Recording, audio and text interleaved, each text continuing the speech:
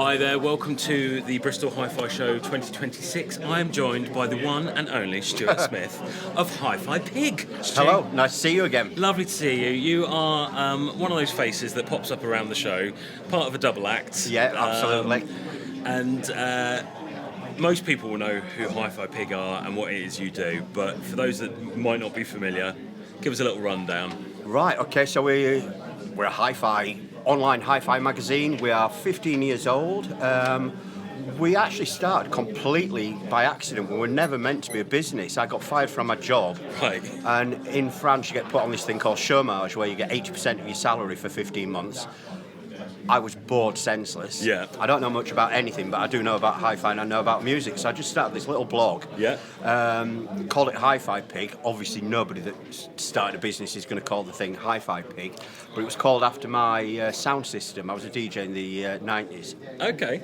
And my sound system was called the Big Pig sound system. It was pink and what Do you have know, you. I have always wondered. Okay. And there you go. You just explained it. So carry on. So yeah, we're around about 14, 15 years old. We have grown the website sort of organically, and I did everything on the back end and learned as I went along. And in the last couple of weeks, we've just had a complete relaunch, as you can see on the stand behind us. Yeah. So completely different. It looks different. It's more vibrant. It's more easy to use, and all the rest of it. And we've now got people in Asia working with us. We've got people in Germany working for us. We've got a few people in the UK working for us. We're based in France. Yep. So we've sort of got the world covered. Yeah. And Because you pop up at a lot of shows, not just ours, which I know you're big supporters of the Bristol absolutely, show. yeah. I think it's one of the best shows in the world, and you know that we have a show as well. Yeah. But I'll not go into that. I think the Bristol show is. It's sort of a people's show, and you see a real cross section of people. I've just walked into the Elite Audio room down there, and there was a young lad and girl jigging about to the Pogues, and Perfect. It's just brilliant to see young people here. You've got older people here, you've got middle-aged people here, you've got kids, you've got women here. It's just absolutely brilliant. I really love this show. I really do. Someone else, we were talking in a previous video, it's the perfect marriage of music lovers and the technically minded. It's a bit of a show, as you say, it's the people show. It's the show for everyone in that it covers all bases. You don't have to come in with a degree in engineering. You can literally just walk in with a passion for music. Absolutely. I think we all start with that passion for music, don't we? That's where we all come from. All this, I always call hi-fi machines for joy. Yep. And they're nothing without the music. And we've got people selling records here, which is cool. You've got everything. You've got a real cross-section of prices. We've just, again, in the Elite room, they've got a system I think was $8,000, and then another system that was $25,000. Yeah. You've got other systems, I'm sure, around the show that are real bargain basements. Oh, we've got some real entry-level stuff. We've got the likes of Majority Audio here, who have really come in at a very entry-level price point. We've got Wim, who are sort of taking the industry by storm with the products that they're producing.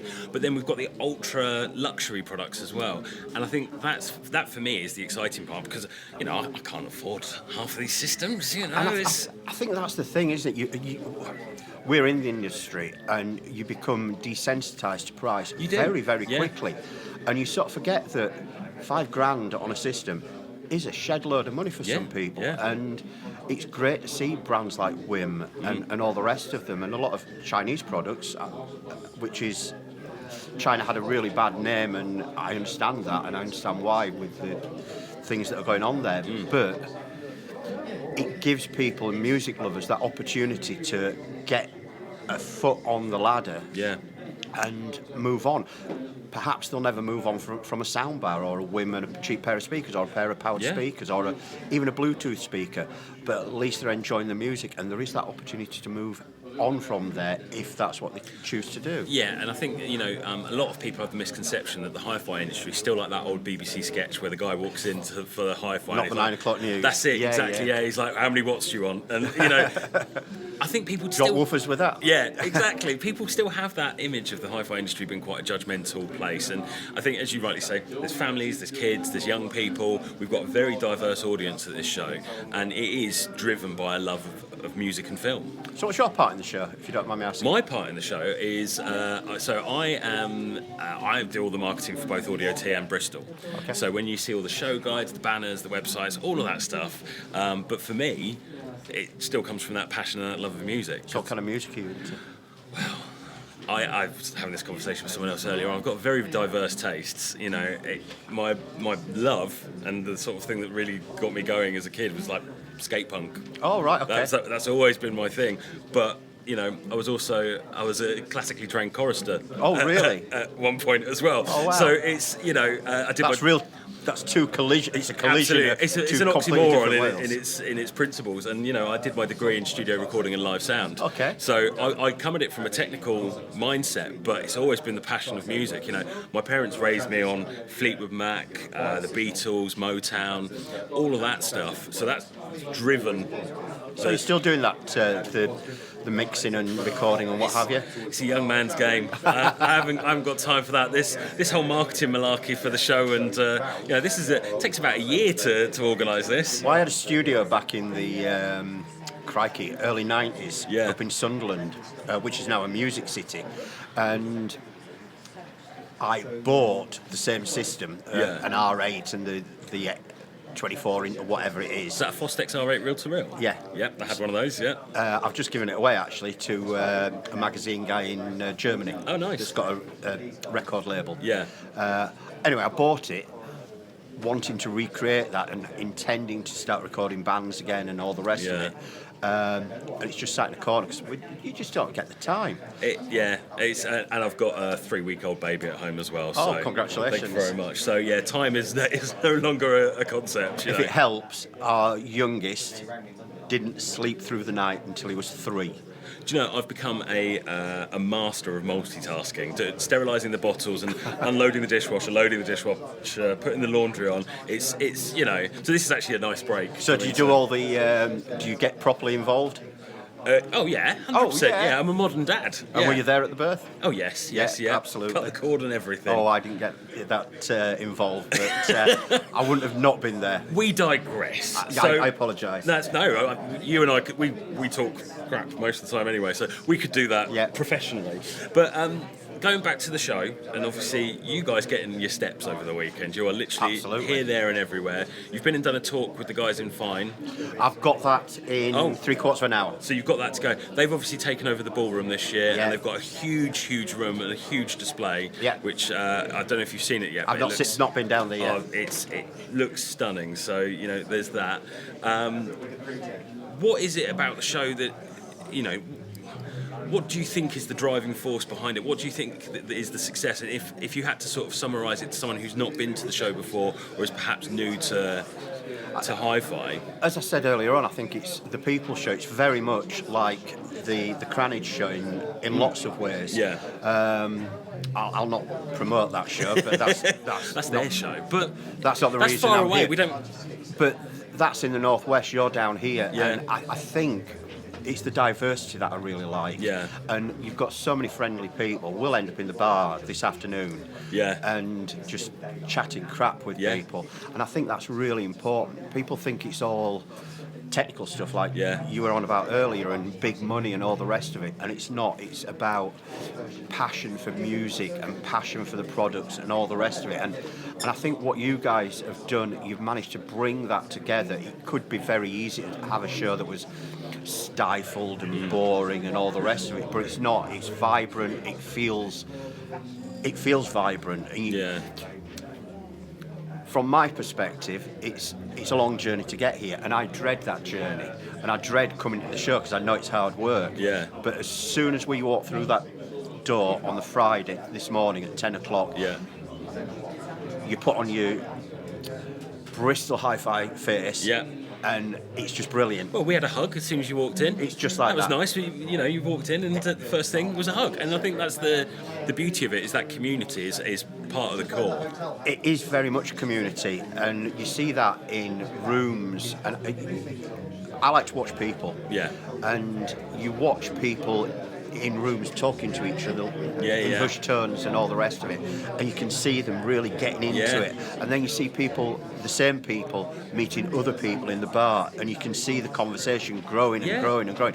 Did you see that? Did you see that? Have you experienced that yet? So what's your favourite thing so far at the show? Have you seen much? Do you know, to be honest, I haven't actually had a chance to get fully around. So as soon as the show opened, I started doing the videos and started filming, so I haven't had a full chance to go around. I'm going to take my lunch break in a minute. I'm going to speak to your lovely wife about women in hi-fi and that exciting event, and then I'm probably going to try and have a run around and see what's what. But I've got the whole weekend. That's the beauty of the show. It's 3 days. You know, we introduced a full show pass this year for the first time. We've got a lovely little wristband so people can come and go throughout the course of the weekend. What I think is really good here is you don't have a press day. You do not have a press day. No. And I think that would spoil it. That would feel a little bit elitist. Yeah. And I think that's, again, about this show. It's not elitist. It's not about that. And like I say, I think you do a great job without blowing smoke up your ass. You guys do a really good job. Well, and you know, you guys have always been supportive of the show, which has been fantastic, and you always bring fantastic props and giveaways. Yeah. Although this year, if you've heard any squeaking in the background, we've actually got 5,000 of the giveaway pigs. Little pink rubber pigs. So if you hear squeaking in any of the videos, you can blame this man. The French Customs, we've got 5,000 of them, and French Customs have held them up. So we've only brought 400, but we have 5,000 of them in customs in France. It does seem like the sort of thing that would be held in customs in like a carry-on film, because they're probably packed with drugs. But absolutely. But they're not. There's no drugs in these If you're watching Le pigs. Douane, they're not. But yeah, I think that's exactly what they've thought. Absolutely. So with the rebrand of HiFi Pig, obviously you guys do so much. Like I'm always getting mailers from you. You do your Sunday thoughts, which is immensely popular. Yeah. I was really surprised because it was just, I like to just write. Yeah. And I like to be a little bit controversial. Yeah. And there are things in the industry that I think can be improved. There are things in shows that I think can be improved. Yeah. There are things. I think last week I talked about how I don't think it's acceptable anymore for exhibitors to turn up, throw a sheet over a table and plonk their kit on there. I think it's important to dress a room. I think people are paying to get in here. I don't know how much it is to get in, because obviously we get a free pass, but if they're paying 10, 15, 20 quid, whatever it is, they deserve the exhibitors. And the vast majority of exhibitors put a real deal of effort into it. To be fair, you look at some of the rooms this year, there's a lot of...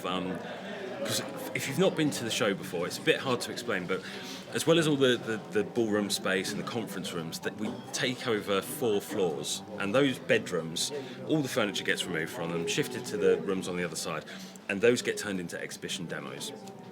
And this year they look fantastic. Some of the ones up there are just dressed beautifully, big LED displays, and they're very immersive, aren't they? I think I've not been up there yet, but so far we've done the lower ground level. Yeah. And the standard is really high. I think a hi-fi show is not the place to really critically listen to kit. I don't think it's the place, but it gives you that sort of, it piques people's interest. Yeah. And if a brand can make a product sound great in a hi-fi show, then go listen to it, because that's going to be a good product. Absolutely. It's more about the celebration of the industry, the community, absolutely. and the love of music. Absolutely. I think that's the key to it all, the love of music. Yeah. Stu, thank you so much. A pleasure as always. Absolutely Thank you. Brilliant to sit and talk to you. I could talk for hours, but we've both got things to do. We're busy guys. Absolutely. Thank you very much. But we'll be at the bar later. Yeah. Excellent. Guys, thank you so much for watching. Do the whole like, subscribe, comment thing. If you've got any questions that you want us to pass on to Stu and Lynn at HiFi Pig, please do. And come and join us. Thanks very much for watching. Take care. Thank Bye. you.